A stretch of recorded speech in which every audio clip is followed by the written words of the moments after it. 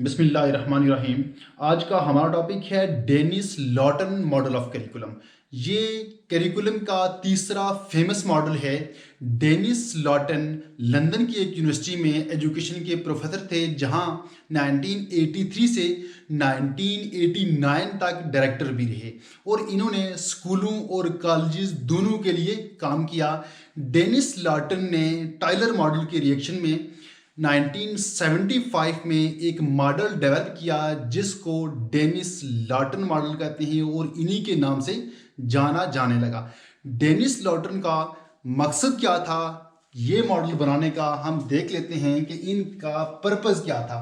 तो पर्पस में है to describe the nature of vocational education. Lawton model का मकसद ये था कि बच्चों को जो कुछ सिखाया जाता है, जो करिकुलम इस तरह का होना चाहिए कि उनमें प्रोफेशनल स्किल डेवलप हों। आपने देखा होगा कि बहुत सारे लोग एमबीए करने के बाद टीचर बनना चाहते हैं, इसी तरह बहुत सारे लोग इंजीनियरिंग करने के बाद वो बिजनेस कर रहे होते हैं। उनके प्रोफेशन का और उनकी जो एजुकेशन है उसका आपस में लिंक नहीं होता। इनके मुताबिक बच्चों को इस तरह से सिखाया जाना चाहिए, बच्चों को इस तरह से पढ़ाया जाना चाहिए कि उनकी जो आने वाली लाइफ है उसका और उनकी एजुकेशन है उसका आपस में लिंक होना चाहिए। इसके बाद लॉटन ने ये बताया to describe the essentials of culture for transmission by the compulsory curriculum. Curriculum में जो कंपल्सरी सब्जेक्ट्स हैं उसमें डाटा की सिलेक्शन, उनमें कंटेंट की सिलेक्शन इस तरह से हो कि हमारा कल्चर, हमारी सकाफत एक जनरेशन से दूसरी जनरेशन में इजीली मुंतकिल हो जाए। और इस मकसद के लिए लॉटन ने क्या किया, लॉटन ने इन मकासद के लिए 5 स्टेजेस बताए हैं। वो स्टेजेस क्या हैं? स्टेज 1, 2, 3, 4 और 5। इनको हम 1 बाय 1 डिस्कस करेंगे। सबसे पहले हम देखते हैं कि पहला स्टेज क्या है, पहला स्टेप क्या है जो लॉटन ने बताया है।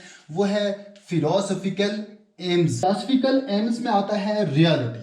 रियलिटी क्या है कि ऐसा इल्म, ऐसी बात जिसका बादायर कोई सबूत ना हो। आप परसेप्शन करें, आप क्या करें, अपने शऊर के मुताबिक, अपने नॉलेज के मुताबिक किसी चीज़ के बारे में गस करें। मसलन कि आज बादल इस डायरेक्शन पे मूव कर रहे हैं तो बारिश होगी। अगर बादल दूसरी डायरेक्शन पे मूव करेंगे तो बारिश नहीं होगी। इस चीज़ का बाजार तो कोई सबूत नहीं होता, आप उसको साबित नहीं कर सकते। बट आप क्या कर सकते हैं, आप अपने नॉलेज और शऊर के मुताबिक किसी चीज़ के बारे में गेस कर सकते हैं। ये फिलोसफिकल एम्स में आता है और करिकुलम की फाउंडेशन में है लॉटन मॉडल के मुताबिक रियलिटी। इसके बाद देखते हैं कि नॉलेज क्या है। उन्होंने बताया कि नॉलेज का होना भी जरूरी है, ये भी बेस है, ये भी फाउंडेशन है करिकुलम की।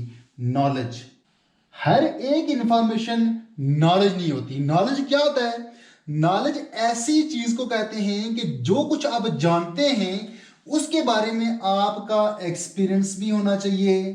फिर जो चीज आप जानते हैं, जिसका एक्सपीरियंस है, उसको आप जस्टिफाई भी कर सकते हो। फिर उसके ऊपर आपको मुकम्मल यकीन हो, बिलीफ हो, तो उसको हम कह सकते हैं कि ये नॉलेज है। ये भी करिकुलम की फाउंडेशन में आता है, फिलोसफिकल फाउंडेशन में। उसके बाद है कोर वैल्यूज। कोर वैल्यूज बुनियादी इकदार, बुनियादी वैल्यू। वैल्यू क्या है कि जब हम स्टूडेंट्स को पढ़ाते हैं तो वो रिसीव भी करते हैं, वो रिस्पॉन्ड भी करते हैं, वो क्वेश्चन आंसर भी करते हैं। हमें पता होता है कि वो सुन रहे हैं, वो समझ रहे हैं, वो हमें वॉच कर रहे हैं। बट हमें ये नहीं पता होता कि उनकी कमिटमेंट कितनी है, वो किस लेवल से हमें सुन रहे हैं, उनका जो कमिटमेंट लेवल है वो कितना है। उनका जो कमिटमेंट लेवल है उस चीज़ को कहा जाता है वैल्यूज। अगर उनका कमिटमेंट लेवल हाई है, ज़्यादा है, तो उसको हम कहेंगे जो उसकी जो वैल्यू है, कोर वैल्यू है, वो बहुत ज़्यादा है। ये करिकुलम फाउंडेशन है, फिलोसफिकल एम्स हैं लॉटन मॉडल ऑफ करिकुलम की। इसके बाद हम जाते हैं दूसरे स्टेज पे जो है sociology, mall adjustment in society. Curriculum इस तरह का होना चाहिए कि माशरे में हम किस तरह से एडजस्ट हों, हम दूसरों के हकूक़ का ख्याल कैसे रखें, हमारे तल्लुकात किस तरह के हों, हमारा दूसरों से इंटरेक्शन किस तरह का हो, ना कि माशरे सोसाइटी में अदम इस्तेकाम पैदा हो। और इसके बाद आता है रैपिड सोशल चेंज। ये आम सी बात है कि वक्त के बदलने के साथ इंसान को भी अपना आप बदल लेना चाहिए।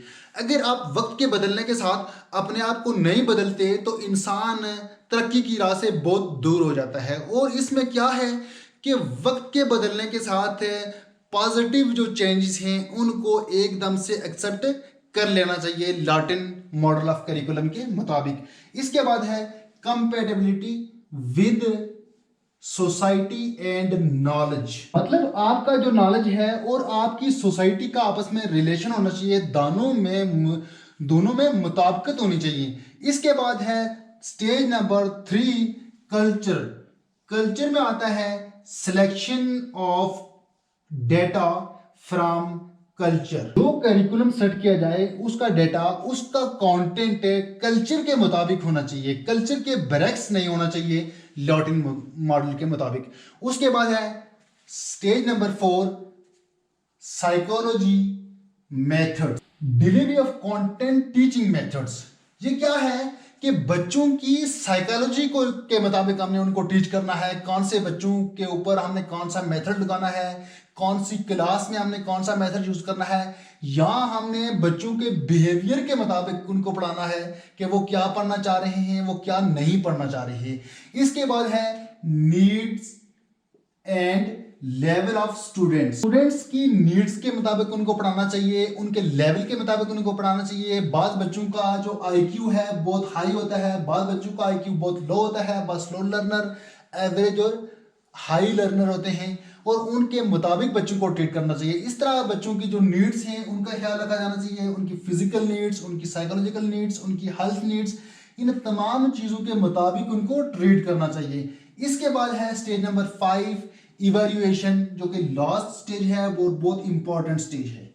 इवैल्यूएशन में हमने जो पीछे प्रोसेस किया, ये पूरे प्रोसेस को हम चेक करते हैं कि जो हम काम कर चुके हैं, ये जो काम हमने किया ये कितना इफेक्टिव रहा, और इसकी ये जजमेंट होती है, हाउल जजमेंट होती है। उसके बाद क्या करते हैं कि फीडबैक दी जाती है, फीडबैक ली जाती है कि हमें कहाँ पे गलती की, कहाँ हमने गलती की उसको कैसे रिमूव किया जा सकता है। उसके बाद स्टूडेंट्स की ग्रेडिंग होती है, स्टूडेंट्स को ग्रेड दिए जाते हैं, नंबर दिए जाते हैं कि कौन सा स्टूडेंट किस पोजीशन पे है और वो इस वक्त कहाँ खड़ा है। ये डेनिस लॉर्टन मॉडल ऑफ करिकुलम था, इसकी एक शॉर्ट सी वीडियो थी। उम्मीद करता हूँ कि आपको इसकी समझ आ गई होगी। तो मिलते हैं नेक्स्ट वीडियो में, तब तक के लिए अल्लाह हाफिज़।